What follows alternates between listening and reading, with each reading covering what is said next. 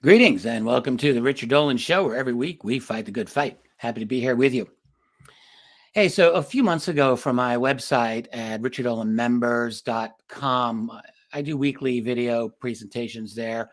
And one that I did back in November was called We Are Becoming, Our Society is Becoming Machine-like.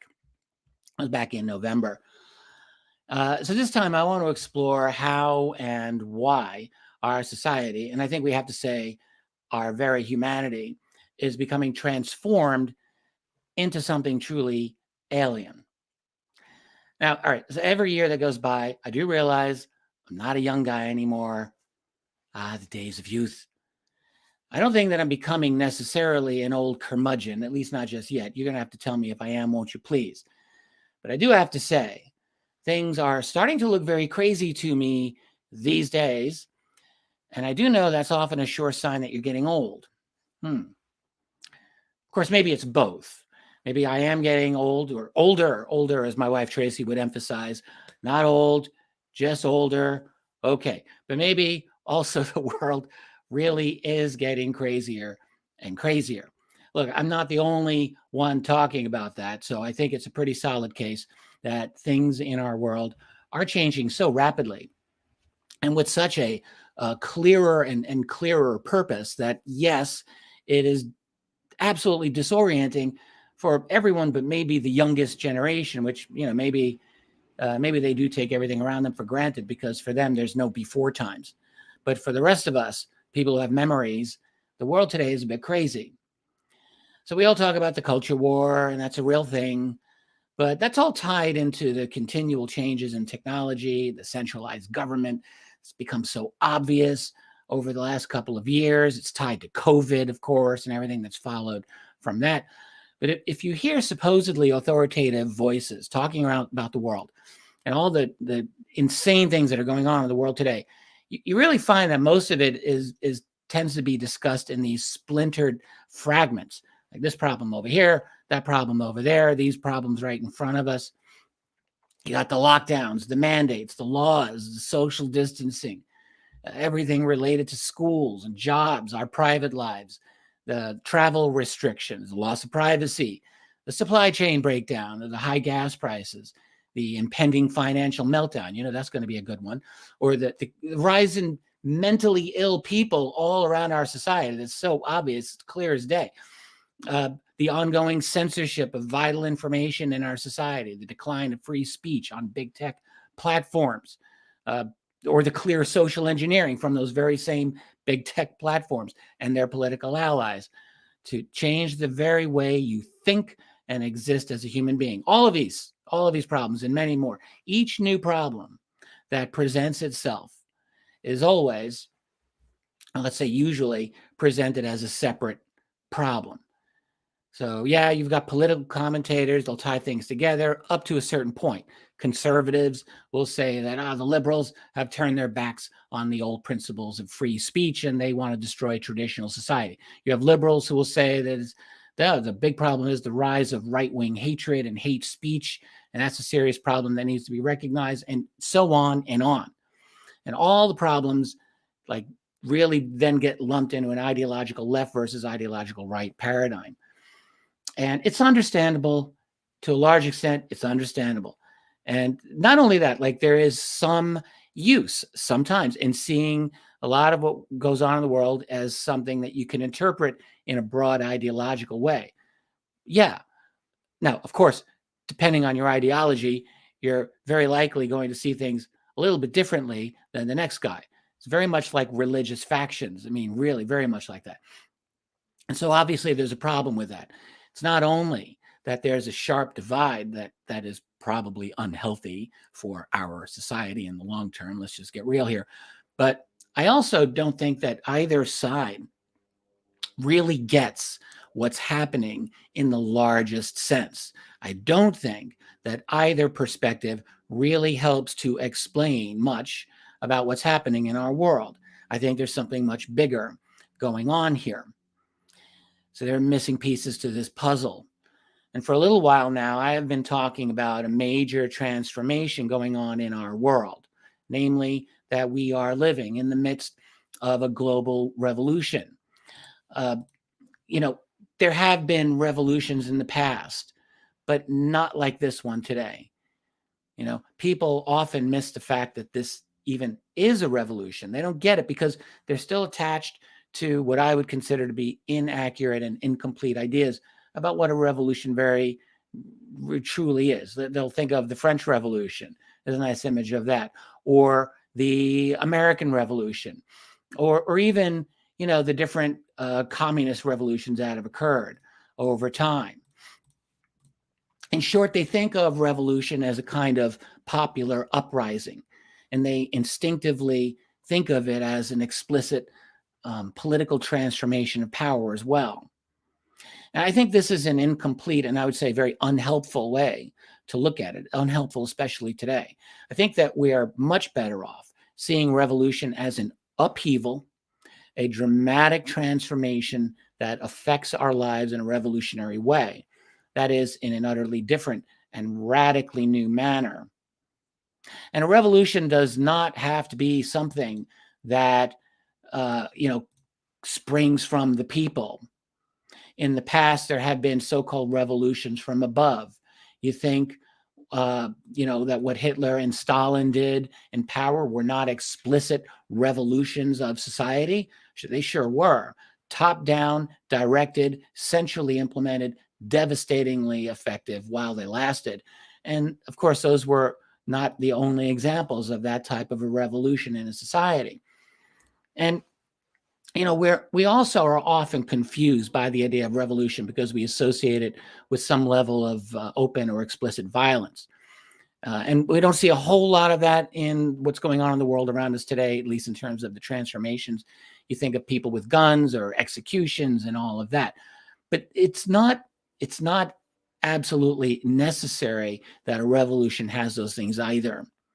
You do find it's often inevitable in a revolution because by its very nature, it means dramatic change. And anytime you're going to see dramatic, rapid change in a society, you're going to get resistance. And usually the only way you're going to see a resolution of that is through violence.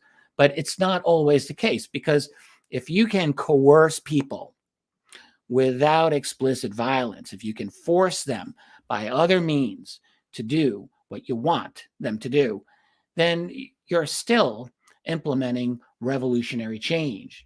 If you don't need guns to do it, well, then, you know, you can use other methods of force, which we are definitely seeing those in our society today. So you can see there are a few factors getting in the way of why many people can't really see what's going on around them in the world for what it is. It is a global, and I would say globalist revolution being directed by a relatively small group of people. For convenience sake, let's call them the Davos crowd. It's, you know, probably both smaller and larger than the folks at the World Economic Forum. I mean, smaller in the sense there's always a very, very few people who love to, you know, really get at the command of things and be at the helm, but probably larger too, because that whole culture has infected all of our media, all of our politics, all of our corporate culture around the world. There's a lot of people on board with transforming the world in a certain way, which we're going to be talking. I've been talking about it. We're going to continue. But basically, yeah, World Economic Forum, Bilderberg, Council on Foreign Relations, all the usual suspects. These are the people that George Carlin famously called the big club, the one that you and I ain't in, that big club. So I want to talk about what this big club is trying to create and how this is ultimately meant to turn us into aliens, so to speak. Maybe for real, but definitely figuratively, if not fully literally. You never know. And look, many of you know I've studied UFOs for many years, and I do want to bring that into my discussion on this. I'm quite convinced that this is an important factor that has gone missing to all the political chatter about the radical changes that we are experiencing.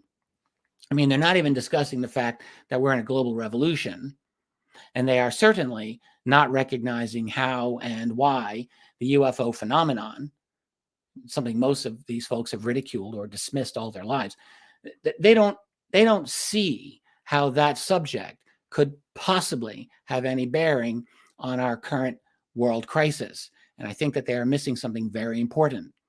So let me come back to this global revolution, and I'm going to get to the more interesting UFO aspects of it a little later here. When we're talking about the global revolution, there is one word I might use to describe the entire goal, and I would say that word is control. Everything you see going on around you is about increasing control over you. The direction of this revolution is about control. Every time that there's a relaxation in that control, I think is very likely a tactical or maybe a temporary retreat by the directors of this revolution. There is always the possibility that there are genuine victories by those who oppose the revolution, but the advance of centralized control over you, that is always the paramount goal. But hey, don't take my word that this is a genuine revolution. There are always the statements of Dr. Evil himself, Klaus Schwab, founder and head of the World Economic Forum. Of course, Klaus Schwab wrote a book called The Fourth Industrial Revolution, so he's used to talking in terms of revolution, but make no mistake, this guy definitely sees what is happening in the world today as a revolution. He is a very powerful, very influential man, and he has been explicit about this for years, and he is intent on doing everything in his considerable power to make it happen. So I hunted for a few choice statements from or by Klaus Schwab, and by now everyone's heard his iconic you will own nothing and be happy about it. He is the the ideal like villain out of a Austin Powers or James Bond movie. You will own nothing and be happy about it. He meant that. And just think about how dramatic a transformation that would be. That you will own nothing and be happy. Not just to you personally, but to all of humanity. So first, the you will own nothing part.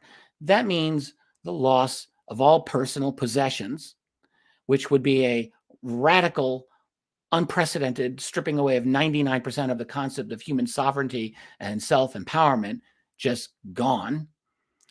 Yes, we all realize, okay, we are not our possessions. We all do want to recognize the trap of pursuing a solely materialistic existence in which we convince ourselves like, whoever dies with the most toys wins. I actually heard that growing up from a number of adults while I was a kid in the 70s. And yeah, I don't think that's a very healthy attitude, especially when you take it to an extreme, to the exclusion of other much more important values.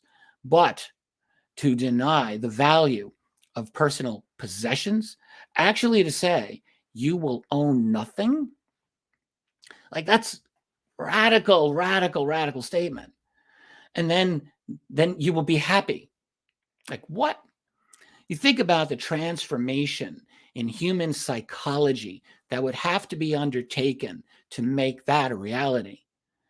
I mean, all right, so he's implying, I assume, that in the future society it's going to be so perfectly managed, so completely controlled, that everything will be just super, and you will have all of your needs met by a powerful centralized state apparatus that will keep the infrastructure running perfectly and providing you with all of your, 3D printed clothing and your 3D printed food and maybe your 3D printed house. Who the hell knows? And you'll be happy. Remember, don't worry, be happy. I actually really love that song. True. Love Bobby McFerrin. But to be happy in that completely controlled kind of environment, even if such a society could meet your physical and material needs by keeping you fed like a rat in a cage, you still would need to undergo a radical transformation in your psychology to be able to tolerate such a situation, seems to me. And you notice the value that has to disappear in this brave new world that these people are trying to create. What's the value that has to be disappear? Well, maybe it's freedom. That's what has to go away. I have a couple of other quotations from Klaus Schwab. I really want to run these by you, and then we're going to move on to a couple of other things here. So check this out. I just went online and looked, and a lot of these are from his book, The Fourth Industrial Revolution.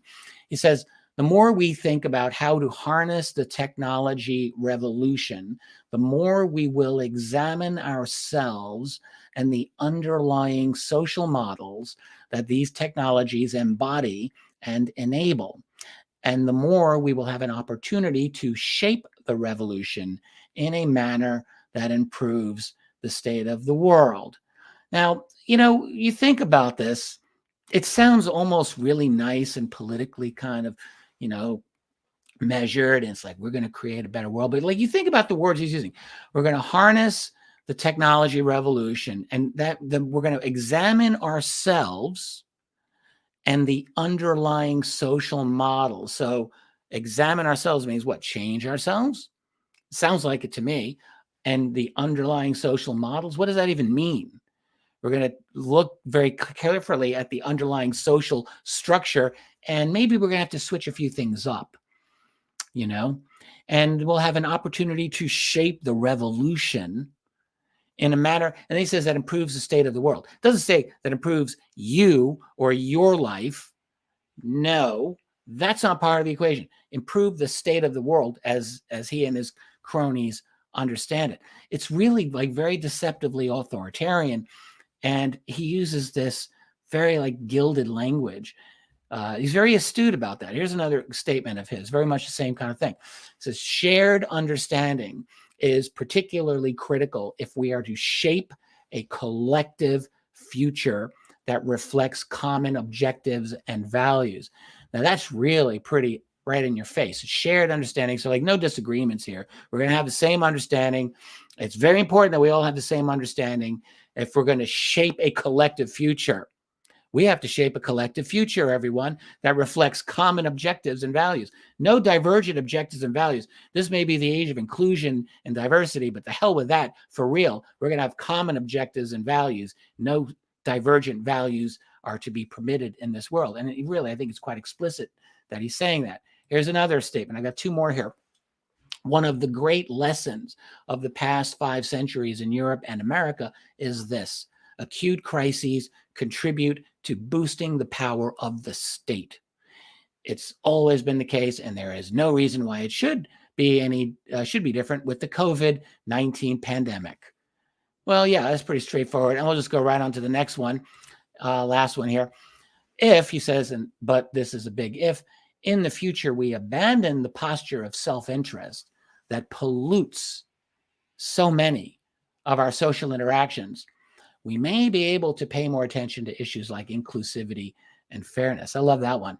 It's like, stop thinking about yourself and your needs, you selfish pig. So how to get to this brave new world that people like Klaus Schwab just dying to get us into? Well, control is the key. Control is the key. Why is control the key to this new world? That's easy to see. It's not tough. Our world is now so unbelievably interconnected through technology. It's bigger than any single country. We're not just talking about internet-based technologies and platforms like this one that, can go around the world. I can create videos and you can watch me anywhere. Or Skype or Zoom video, phone calls, even something as simple as texting and email. Remember email? All of those demand absolute infrastructure precision. And really, you need total control over them to make them reliable and useful. But it's not just internet technologies.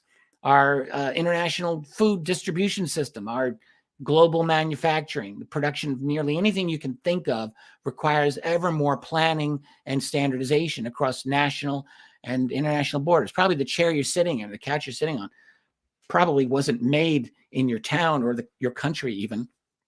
And so it required a very complex institutional structure so that all of these things could happen, so that you could be sitting in that chair or wearing your shirt or, any of the furniture that you've got in your house, very likely.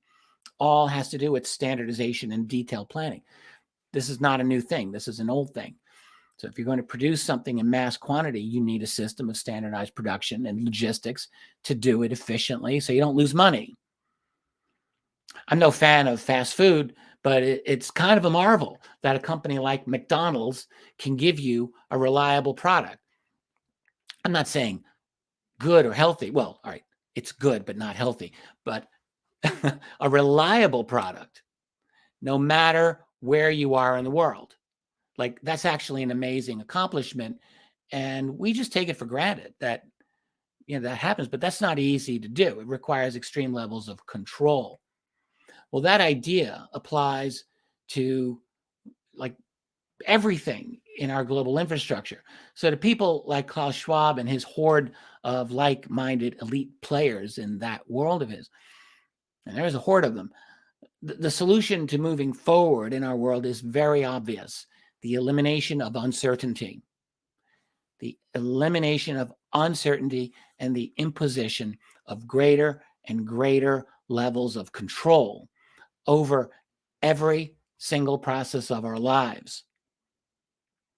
And, like, that's an easy sell for most people in the short term, not in the long term. If you were to be honest with folks and say, hey, I'm going to really make your life great. Oh, really? How? Well, I'm going to control every single aspect of your life. We're going to surveil you 24/7. You won't have any privacy. That's all gone. But we're going to control everything. We're going to wrap you in this blanket of our surveillance and protect. You're going to be like, whoa, stop right there. So, if you lay the whole thing out, people aren't going to want that. But on the step-by-step basis, the ideology of control and elimination of uncertainty and safety, that's an easy sell for most people. So most of us have an instinctive desire for safety and for elimination of uncertainty. We don't like that. It's an ancient instinct of ours. It won't go away anytime soon. The thing is that for most of our past, we were never able to eliminate more than a small handful of uncertainties in our world. We were constantly beset by outside dangers, wild animals, other human groups, floods, droughts, swarms of locusts. I mean, it just never stopped. But now, the elite planners of our world, they believe they have gotten a system that will allow them to exercise like a level of planning and control that's never ever existed before. And I think that they are correct. That's an image of smart cities. Ah, yes, the coming smart city, which everything will be planned and monitored and controlled. Total control. It's smart. Great word that they use there. It's a smart city. They don't want to say totalitarian city. Doesn't sound as good. So smart sounds really wonderful. But the thing is, I do think that they can now implement, or at least, a full-blown smart city, not sure, but they're going to implement many, many aspects of these. And in fact, they are doing it. They're doing a lot of this right now, a truly revolutionary and draconian series of changes to move humanity into a completely new way of living and behaving. The change is this big. And you really would like to see more people out there seeing this for what it is. I know there are others, but I don't think there's too many that are really going all the way and seeing that this is a true revolution. I think a lot of folks are missing the big picture. And this isn't even the biggest picture anyway. We're about to get a little bit bigger here because we have to talk about transhumanism. And then, wait for it, aliens. That has to happen as well. So, now, there's so much going on in the field of transhumanism. Who can ever keep up? Where are we with the latest in CRISPR technology? I'm not really sure. I can't follow it all 100%. Or the rollouts concerning the next generation of Neuralink technology, or, and this is very related, the implementation of 5G or even 6G smart devices all around us. That is, devices that will monitor everything in your environment, and you sending all that data to who the hell knows where, so it can be processed, data crunched, analyzed, minority reported. And ultimately, I'm sure to be fed into a highly capable and intelligent AI algorithm controlled by some branch of the state. Is there really any doubt about any of that? So all of this will necessarily result in the creation of a new kind of human being. And that is why this global revolution, so expertly being coordinated among so many different nations around the world, will inevitably push to a genuine transhumanism. So I gave you a quote earlier from Klaus Schwab, a couple of quotes from Klaus Schwab. Here's one from another very prominent member of the World Economic Forum, an extremely influential man, Yuri Noah Harari. I got two from him, and we're going to read these. He says, culture tends to argue that it forbids only that which is unnatural. But from a biological perspective, nothing is unnatural. Whatever is possible is, by definition, also natural. A truly unnatural behavior, one that goes against the laws of nature, simply cannot exist. So it would need no prohibition. A truly unnatural behavior, one that goes against the laws of nature, simply cannot exist. So it would need no prohibition. I'm like, whoa, did he just say that? Yes, he did. You just sit with that for a minute. And in case you think that he might have a moral prohibition against some sort of, tinkering with humanity, like some interesting gadget he can reinvent, here's another statement. He says, as far as we can tell from a purely scientific viewpoint, human life has absolutely no meaning. Humans are the outcome of blind evolutionary processes that operate without goal or purpose.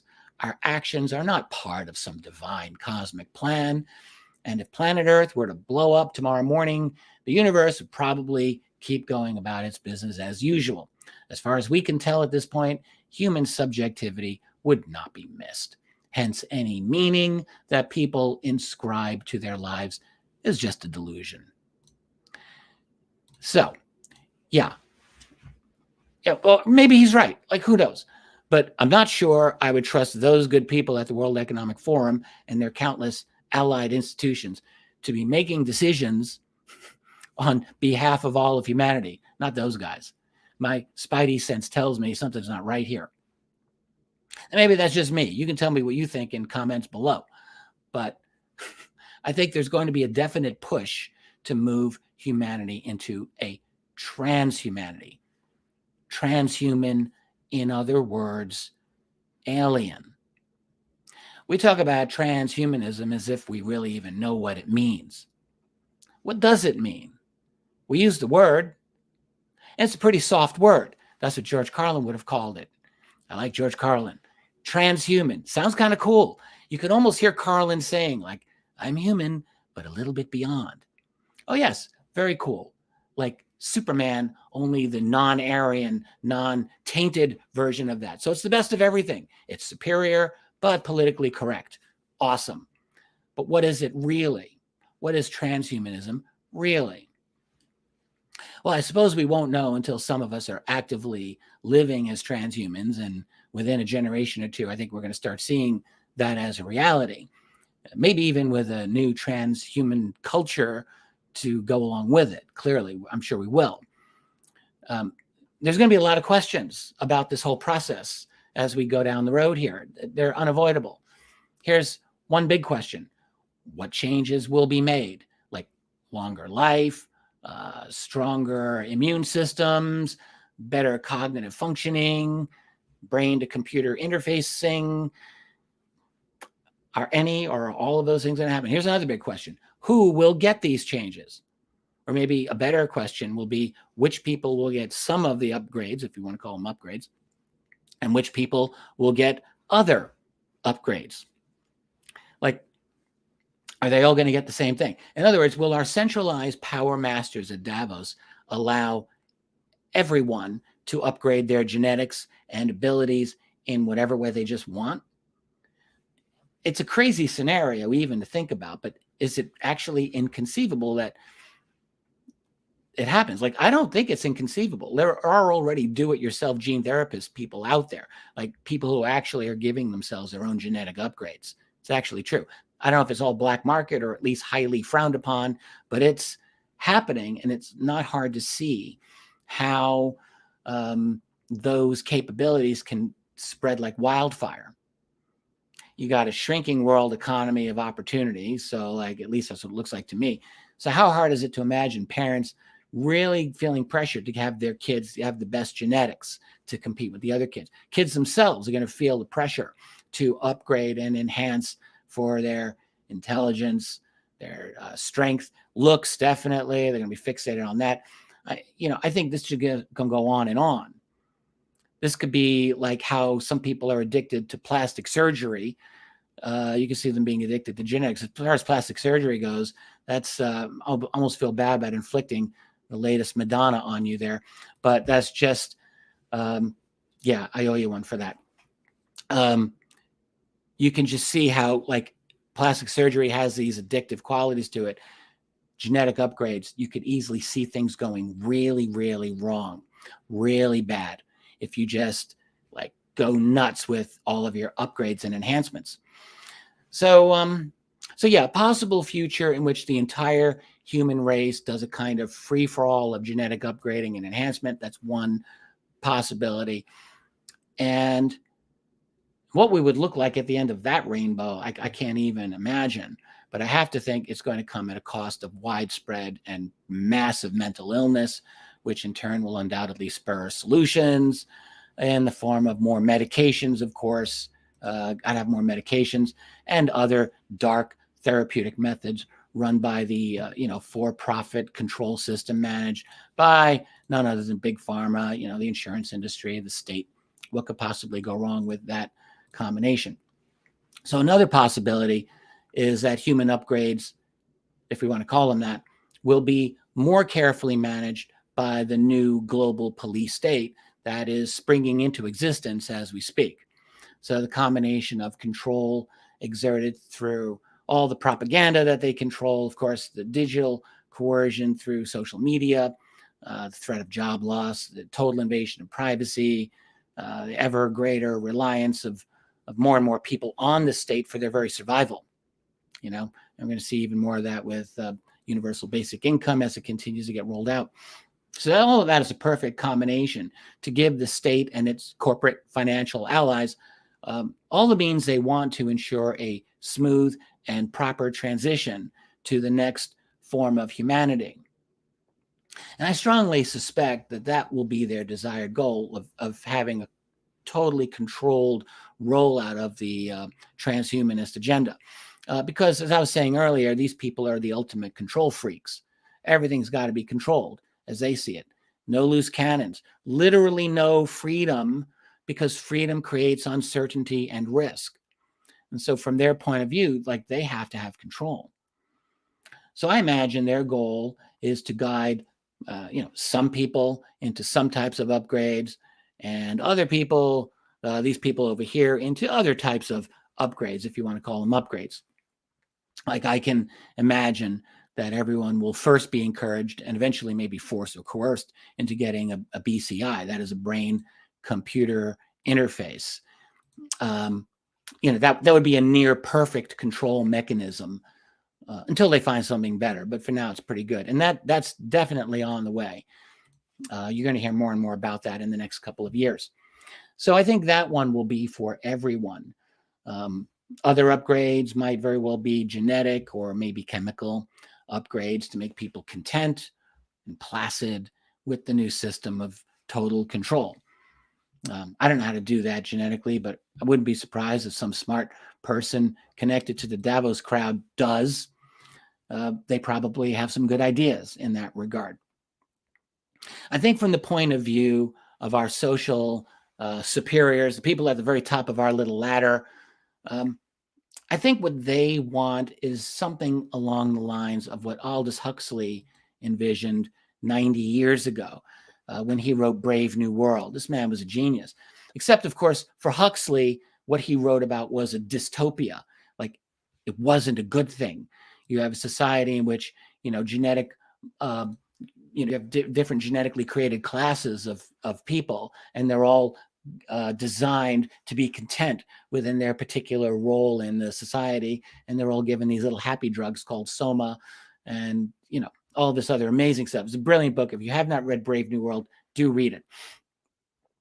Fun fact, Aldous' brother Julian was actually totally into that whole dystopia of total control. That's a whole other story. So I think our global planners, the people implementing this revolution, really a revolution very strongly emboldened by COVID. I mean, my God, how COVID has just allowed them to move everything ahead at breakneck speed. These people are absolutely intent on creating a new form of human society and a new form of human being. And I've said this many times.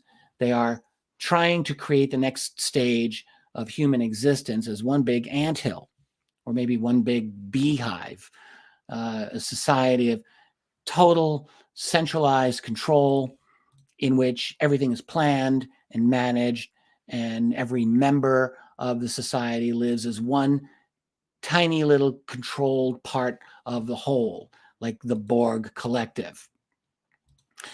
Except that, we're not ants, we're not bees, and we don't want to become the Borg. Pretty sure we don't want to become the Borg. But either way, whether it's in some wild free-for-all or a controlled transformation, it seems like a good bet that the human race is being primed to undergo a radical makeover in the very near future, like very near future. Now, you might support this, which is your right to do so. There actually are quite a few people who are like, yeah, let me have it. But I do think it might be a good idea for all of us to have a genuine conversation about what is staring us right in the face here. And somehow I doubt that there will be any true conversation publicly in any meaningful sense about this until it's clearly a done deal, and by that it won't matter. That's just my guess. So, all right, now for the final piece in this dystopian puzzle. You knew this was going to happen. I study UFOs. I've been doing this for 30 years. So I have thoughts about this subject. And so, yes, I want to bring this perspective in, especially because I think what I'm about to say here is true. So over at my website, richardolanmembers.com, I've been on a kind of a fun research project, all in preparation for the next installment of my historical series, UFOs and the National Security State. So basically, it's involved me updating a massive chronology of data pertaining to the subject of UFOs. This is something I created many years ago, but then I let it fall to the wayside for a while, and I stopped updating it. So I have picked it back up, and I am deep into completing and compiling all the relevant information for the UFO subject through all of the 21st century.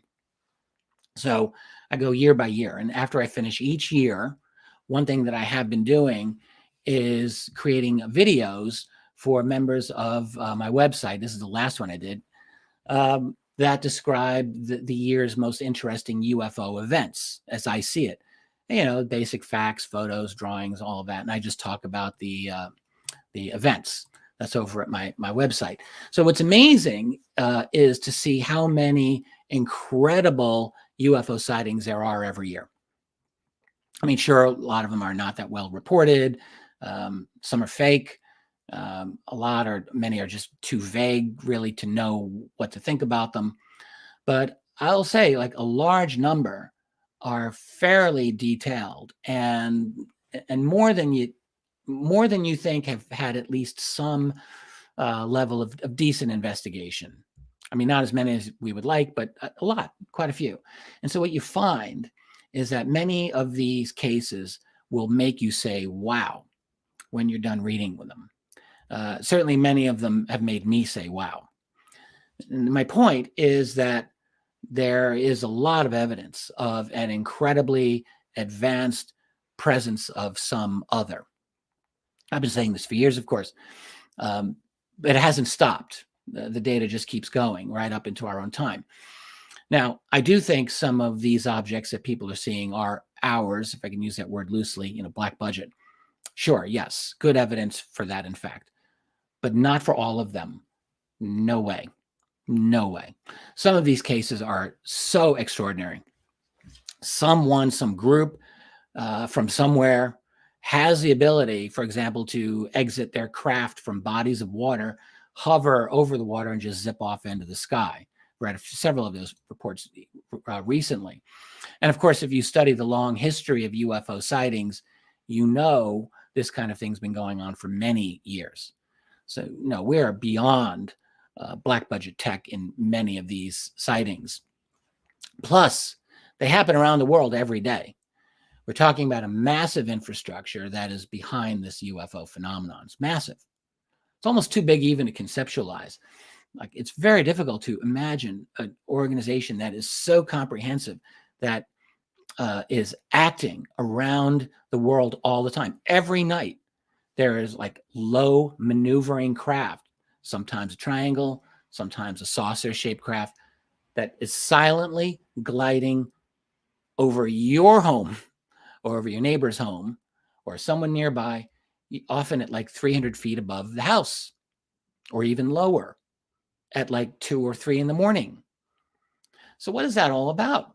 It's like every night somewhere. And that's only what gets reported. And then you've got so many accounts from so many people, solid people, it has to be emphasized, who have encountered alien beings, who have stated that they have done so. How many of these have to exist before, like, you start to think, maybe this is true? Because it's really easy to dismiss the cases when you don't know about them, or you don't look into them. And, frankly, I think that's what most people do. They just ignore. And, I get it. We all get it. Like, everyone's too busy with their lives. You're too entrenched with your own crop of ideas. How many times do we have to reinvent our worldview? Like, what a hassle that is. It is a hassle. So people usually just ignore. But if you don't ignore the cases, if you decide to go down that rabbit hole and acquaint yourself with these cases of sightings or encounters, well, I can tell you that's going to change your attitude, guaranteed. These beings, I have tried to make sense of them. In my most recent book, The Alien Agendas, I'm going to show you a little screenshot. Why not? Yay, book. I did that about 1.5 years ago. In this book here, I gave it my best shot at the time to figure out like what's going on with these alien groups. Like, what do they want? How many types are there? What are they like? Can we get a sense even of their culture or their psychology or personality? I mean, to some extent, I do think we can extrapolate a few things, keeping in mind that this is speculation, but I do think that there is a good likelihood that at least some, and maybe all of these alien groups are here because they can see that we are going through this transformation.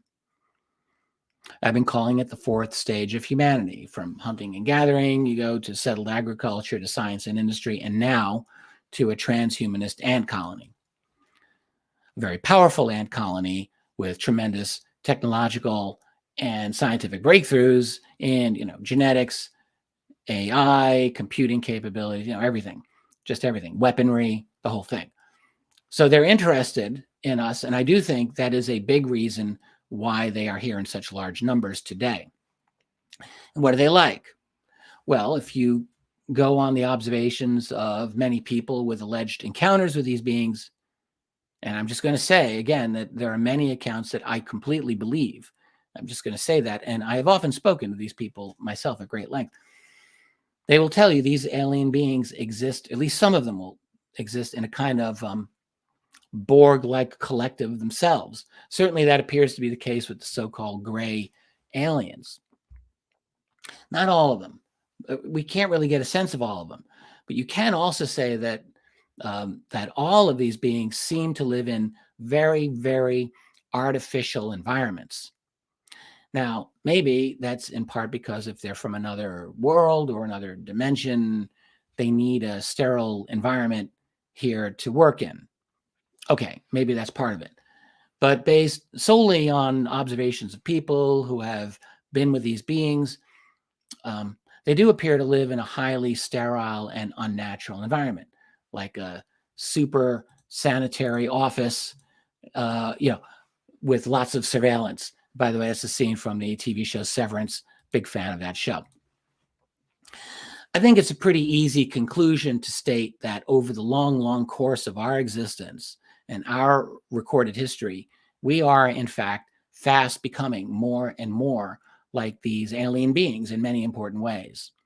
Our society is becoming ever more planned, centralized, and controlled in every way imaginable, all within the space of a generation or two.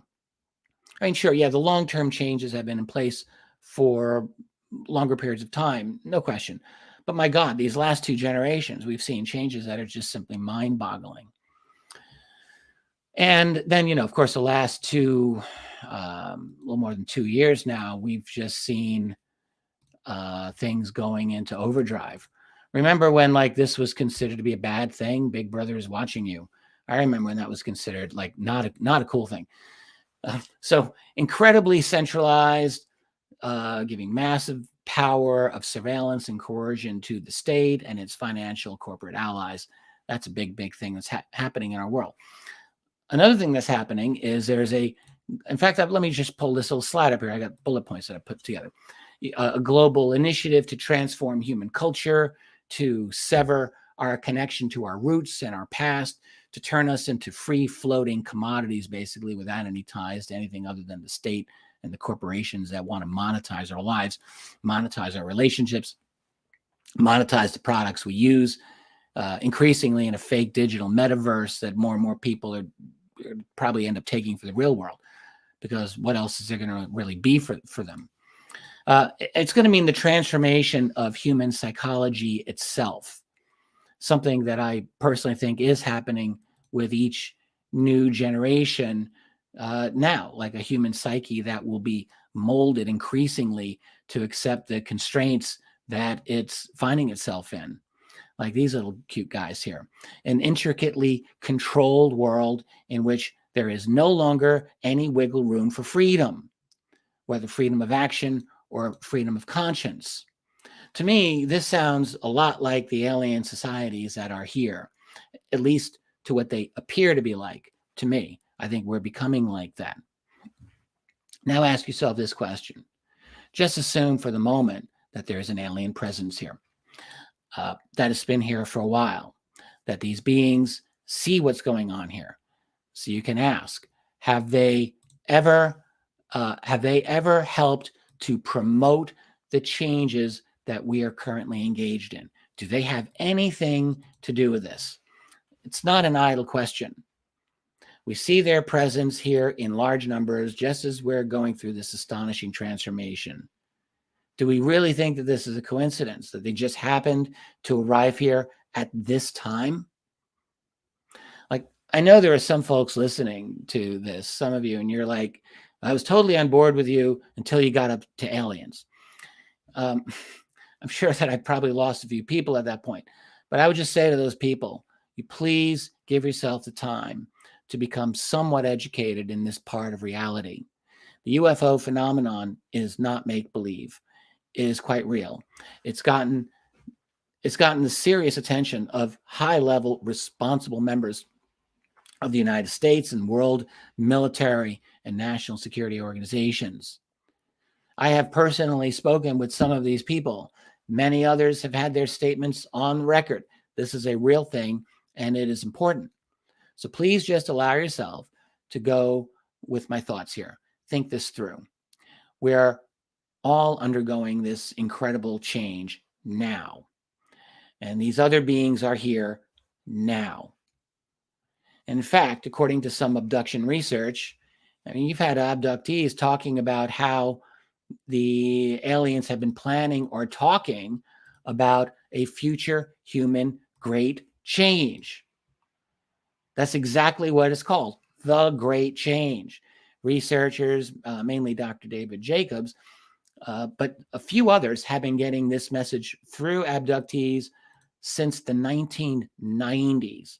That abductees have been saying, my alien handlers have been talking about an upcoming great change.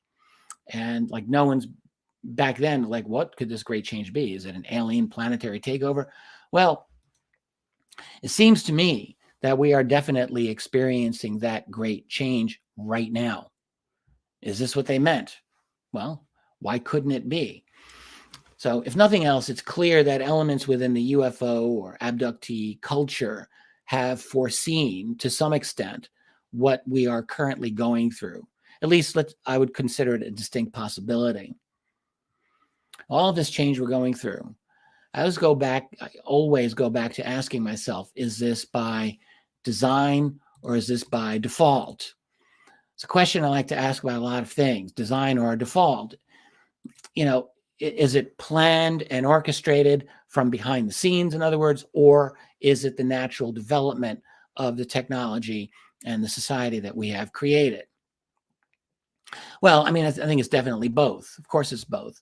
I do think that in looking at all the drama that crops up in our news feed every single day, we're just bombarded.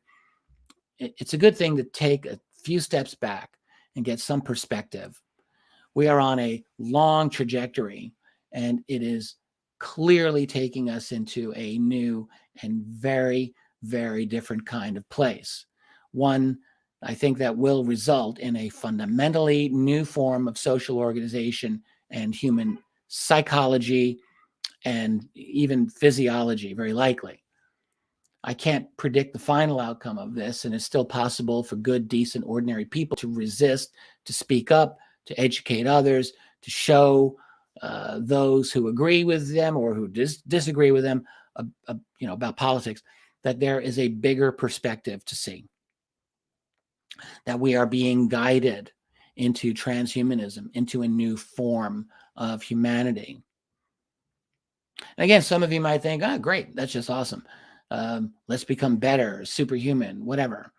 Some of you will have trepidations about this at the very least, but we certainly need to be talking about this.